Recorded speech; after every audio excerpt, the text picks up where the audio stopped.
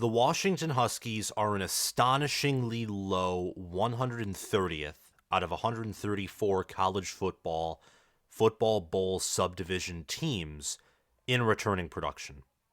Man, that took a long time to say. But point being is that Washington is one of the worst teams in the country in terms of returning production from the previous season to the current season. So in this year, it's from 2023 to 2024. The Huskies only returned 36% of their 2023 football production. They returned 19% on the offensive side of the ball, which is good for dead last in the country at 134th. The next worst team is Ohio, only returning 22% of their offensive production. They're 133rd. The good news for the Huskies is that they're top 100 in returning production on defense, which isn't amazing, but it's better than the offensive numbers. They returned slightly over half of their defensive production in 2023, about 52%. And originally, I was wondering what Jedd Fisch would do on the defensive side of the ball, as Jedd Fisch, much like his predecessor Kalen DeBoer, is much more focused on the offensive side of the ball. This hire, though, the hiring of Stephen Belichick, which was made official today and was unofficially announced and reported upon, I think, yesterday and potentially the day before that. I don't remember exactly. But I think that this is a good hire. I really like this hire. And while you may not see initial, immediate dividends from day one, of course, it would be expected that Washington does take a step back in 2024 on offense and on defense from what was an amazing team in 2023. I think in the long haul, this is a great move. And I think that Stephen Belichick got this position not because of his last name, like I've seen many people say, but because he has commanded the better half of the Patriots football team in the NFL since he took over in 2019 as the primary play caller from Brian Flores. But welcome back, fellow football fanatics. It's your host, College Football with Sam. Washington is one of the new Big Ten teams that will be a part of the conference starting in the 2024 through 2025 academic year. So to all Washington fans and to any Washington football team members or coaches who may be watching this video, though I doubt that's the case, but just in case, welcome to the Big Ten. I'm glad that you're here in the conference that I primarily cover. College Football with Sam is the best Big Ten football channel on YouTube, and to any USC, UCLA, or Oregon fans, welcome to the Big Ten as well. Before we forget, I just want to let you know, please hit that like button, subscribe to the channel, and click the notification bell so that you can get notified when I release more Washington football, Big Ten football, and college football content. Comment your thoughts on this hiring down below. Do you agree with me that this hiring of Stephen Belichick was a good hire? It's because he has high football IQ, good football acumen, great play caller? Or do you think that he was just hired because of his name and because Jedd Fisch had to get someone? Or are you more in between, or do you have different thoughts? Let me know down below. And last but not least, if you're interested in supporting the channel, please check out my Patreon page via the link in the description or down below in the pinned comment where you can sign up as a $5 All-Conference, $10 All-American, or $25 Heisman Patreon member. If you want access to some bonus content, which is at this point occasional, I might have a more consistent schedule for that bonus content, but if you want some bonus content here and there, subscribe as an All-American or Heisman Patreon member. I do have a brief article that I wrote and posted in my Patreon exclusively for you all if you sign up that talks about Ohio State and Penn State and how both of these teams look to be closer than many preseason polls suggest they will be entering 2024. But let's talk about this hiring of Stephen Belichick to Washington. First and foremost, we've already discussed that Washington's defense returns more than double the production that the offense does. The offense is dead last in the country by a significant margin, returning less than a fifth of their production from 2023, which makes sense. Michael Penix Jr., gone. Dylan Johnson, gone. Both tackles, Troy Fautanu and Roger Rosengarten, who are NFL-level tackles, they're gone. Center Parker Brailsford and Mateo Mele are gone. At wide receiver, Roma Dunze, gone. Jalen Polk, gone. Jalen McMillan, gone. And then Jack Westover and Devin Culp, top 2 tight ends on the team, they're gone. That's a lot of the offense that's departed. And actually both guards, 2 from last season, have departed as well. The offense doesn't return a single starter from 2023. The defense does. They return 2. Not a lot, but they return 2 starters, plenty of backups, plenty of their 2 deep. Alphonzo Tuputala at linebacker and Kamren Fabiculanan at the Husky position at defensive back. Those are the 2 starters that return, and there are some other 2 deep players as well, but we'll get into that. So the defense returns more. We've already established that. Now, why I believe this is a good hire is I don't pay attention to the NFL much, so my perspective on this is definitely going to be limited to some degree. But every time I have heard a complaint about the Patriots since Brady left, it has been about Cam Newton, Mac Jones, Bailey Zappi, about Matt Patricia calling the offensive plays. It's something to do with the offense. It has not had much of anything to do with the defense. And the numbers actually back that up. Tom Brady was with the Patriots in 2019. That's the last year he was there, and I mention that because that's the year that Steven Belichick took over Brian Flores as primary defensive play caller. The Patriots were first in points allowed per game in 2019, only allowing 14.1 points per game. They were 7th in 2020, only allowing 22.1 points per game. The offense, meanwhile, was 27th in scoring offense. Again, in 2021, the scoring defense outperforms the scoring offense. They only allow 17.8 points per game. Second in the NFL. Offense was 6th in scoring points per game in the regular season. Defense was 11th in points allowed per game in 2022, allowing only 20.4 points per game.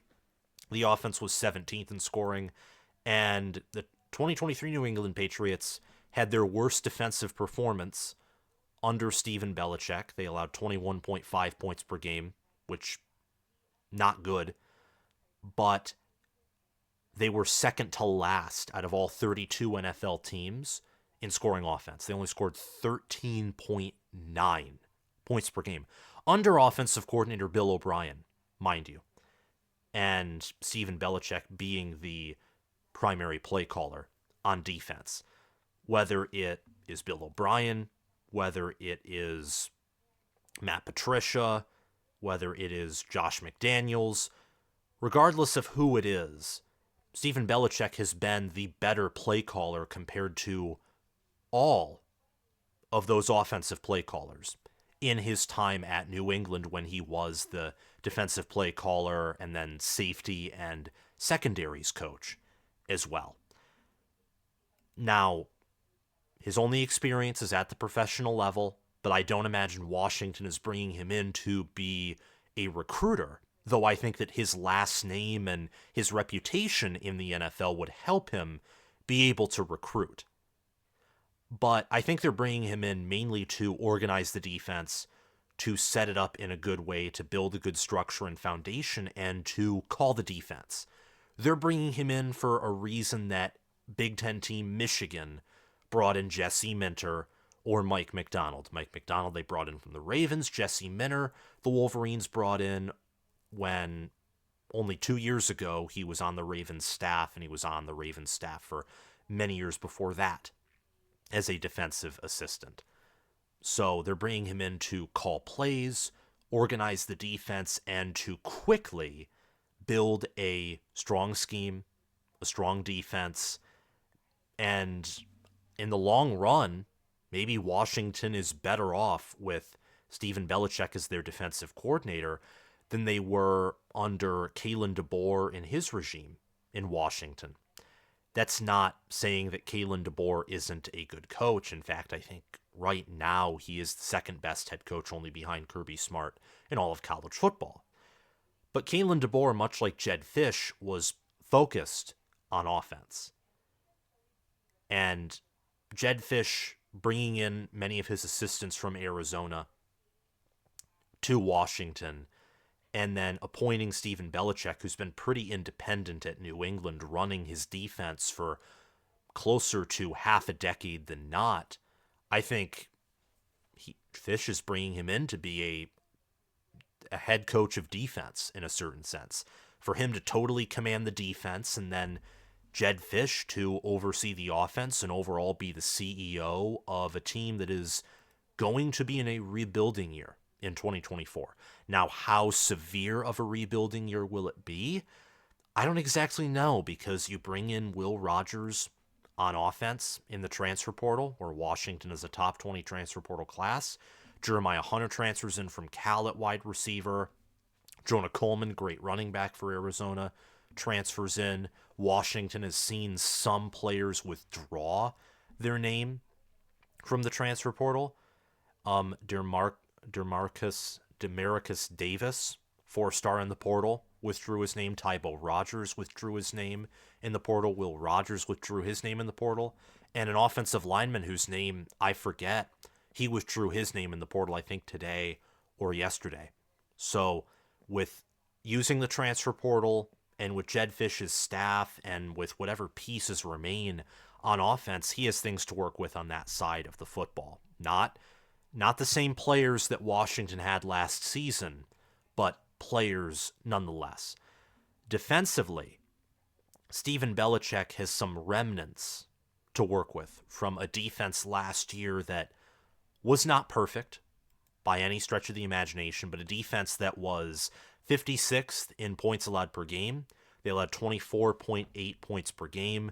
Their worst defensive performance overall was against Michigan, where they allowed 34 points. And that wasn't their worst defensive performance. That was just by simple scores. Their worst defensive performance was probably the 34-31 Pac-12 championship game against Oregon, where they shut down Oregon for about a half, and Oregon still stormed back, completed a touchdown drive in like 30 seconds. And the Texas game, I think, was a worse defensive performance as well. Washington's defense fought valiantly against Michigan in the national championship game, which I was fortunate enough to witness in person. But Michigan's defense just suffocated Washington's offense. And that's what you want from Washington, from Stephen Belichick being the new defensive coordinator if you're a Husky fan.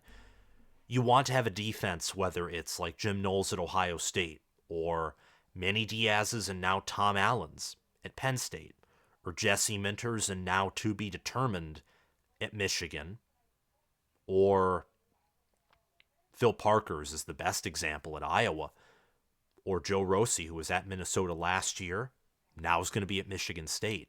You want good defenses. The Big Ten is a defensive conference. It's different from the Pac-12. Yes, the Big Ten will have to adapt to quote-unquote your ballpark when they visit Husky Stadium and when they play you as Washington or the three other former Pac-12 schools, but more so you and the Pac-12 schools formerly will have to adapt to the Big Ten. There are 14 Big Ten teams, at least that were Big Ten teams last year, 4 teams that were in the Pac-12 last year that make up combined an 18-team Big Ten league. I think this is an excellent hire for wanting to transition Washington from being a Pac-12 team to a Big Ten team. And I thought that Kalen DeBoer did a good job building his staff and program to become sort of what Ryan Day had at Ohio State from 2020 to 2022, where the defense wasn't elite, but the offense just, they knew how to tear apart Big Ten defenses. They did. And they had great offensive line play and great ground games and good quarterbacks and elite wide receivers. And they had enough talent on defense to have a good defense, not an elite defense, but a good, great defense most of the time. And Washington, despite the fact that they've changed coaches, assistants, head coaches, and changed rosters, I think in their overall outlook, they're still going to adapt to the Big Ten in a good way. Also coming along with Stephen Belichick is former Patriots running backs coach Vinny Censure, who is joining the Huskies as secondary coach. I think Washington will need to engage more in the portal as they only return 2 total starters. Total overall. Both are on the defensive side of the ball, but they return only 2 out of 22 starters from last year's team. And who do they return?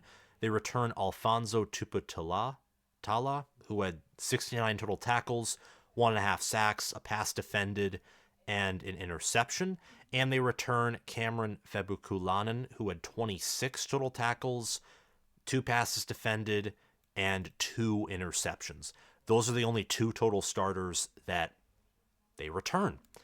But there are some additions on the defensive side of the ball from the portal that I think will benefit Belichick this season.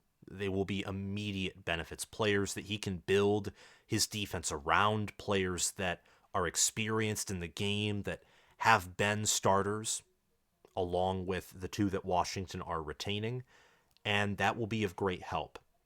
Fisch and his staff they have received commitments from 5 defensive transfers. And the defensive line and linebackers coach positions have not been filled yet, but they'll be filled soon. I imagine that Belichick will have input on those hirings. It's so weird to say Belichick in the context of college football, but here we are. This 2024 season is already shaping up to be as crazy as can be. It's only getting crazier. But 4 of these transfers, I'm looking at 4 out of 5 because Brian Parham, linebacker from San Jose State, has not been graded yet per 24/7 Sports, and he's the most recent commitment.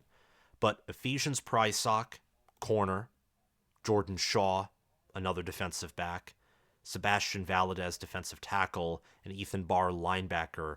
Those are the 4 that I just want to briefly touch on. Prysock has 42 solo tackles, 64 total, 7 passes defended, and an interception. 6'4", 190-pound sophomore, tall, long, along with Fabiculanan, he'll probably be the best corner, best secondary players for Washington next season. Jordan Shaw, freshman, was from Indiana, transferred to Arizona, then I think transferred again to Washington. 12 total tackles, 1 pass defended, saw some playing time.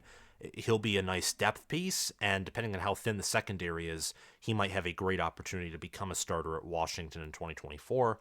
Sebastian Valadez in 2023 had 40 total tackles, 5 sacks. In 2022, he had 5.5 sacks and 3 forced fumbles. Just an absolute beast on the interior. It will be good to have someone who can stop the run and get pressure from that interior defensive lineman position. And finally, we have senior Ethan Barr, who had 54 total tackles, 21 solo, a sack, a forced fumble, and a pass defended in 2023. 6'3", 245 pounds, senior from Vanderbilt, to play in the SEC like that and have success and then come to a place where he is going to have free reign. He is going to be a starting linebacker. That's going to be huge. Having him along with Alphonzo Tuputala, that'll be great. You'll have some experience there at linebacker, experience and great play. And while I think we can all agree that this Washington defense will not be elite, they may surprise many teams, and I think it's likely that they will perform above preseason expectations. That's all I have to say here. Thank you so much for watching this episode, and remember to hit the like button, subscribe to the channel, comment your thoughts down below, and hit that notification bell so that you can get notified when I release more college football content. Thank you to Crash2488 and Justin Rogg for being this month's Heisman patrons. Thanks to Spencer Bringhurst and Armani Torres for being this month's All-American patrons. And thanks to Will Loftus, Gabriel Calendar, Roaming Gnome, Matthew Sale, Chris Lane, Austin Christmas, Zubin Zah, and Junaisha Cockrell for being this month's all-conference patrons. Thank you all so much, and especially to those who support the channel and who are subscribed. Your support means so much to me as it provides me with another source of income in addition to my YouTube ad revenue. Have a blessed day, guys. I can't wait for the 2024 season to be here, but in the meantime, while we are patiently waiting, I'll be giving you entertaining college football content. Make sure to follow the channel if you're listening via Spotify, and I will see you all around. Bye-bye.